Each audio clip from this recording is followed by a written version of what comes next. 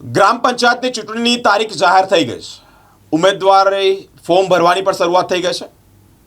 દિવાળીપુરાના ઉમેદવારે પોતાના મિત્રો સાથે, કાર્યકર્તાઓ સાથે ફોર્મ ભરવા માટે એટલે કે ઉમેદવારી ફોર્મ ભરવા માટે નીકળ્યા છે. રાજ્યના ચૂંટણી આયોગ દ્વારા ગ્રામ પંચાયતની ચૂંટણી જાહેર કરવામાં આવી છે.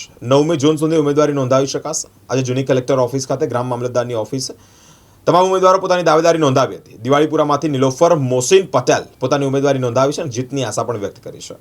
દિવાળીપુરા ગ્રામ પંચાયતની ચૂંટણી ફોર્મ એટલે માટે ફોર્મ ભરવા આવ્યા છે. અગાઉ બી 10 વર્ષ 87થી 10 વર્ષ મારા ફાધર રહ્યા, ત્યારબાદ 15 વર્ષ મારા મમ્મી રહ્યા, ત્યારબાદ મારા પત્ની નિલોફર રહ્યા, ત્યારબાદ 5 વર્ષ પૂર્ણ થયા ત્યાર પછી અમે ચૂંટણીનું ફોર્મ ભરવા આવેલ છે.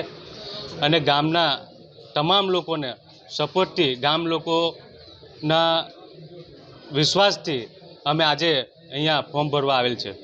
છેલ્લા ઘણા સમયથી તમે સરપંચો, તમે કીધું એ પ્રમાણે હજુ કયા કામ, વિકાસના કામ બાકી છે?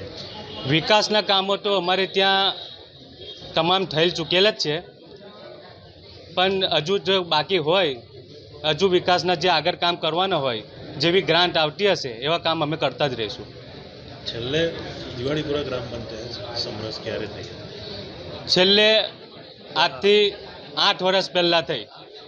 3 વર્ષ તો સરપંચનું આવ્યું નથી, પૂર્ણ થઈ ગયું. એટલે સરકાર તરફથી, ધારાસભ્ય તરફથી, સાંસદ તરફથી એક વિશેષ અનુદાન ગ્રામ પંચાયતને આપવામાં આવે છે, તો સમરસ કરવાનો પ્રયત્ન કેમ નહીં આવતા? સમરસ કરવાનો પ્રયત્ન તો ઘણો કર્યો, પણ લોકોને એવું છે તો કામ કરતા નથી.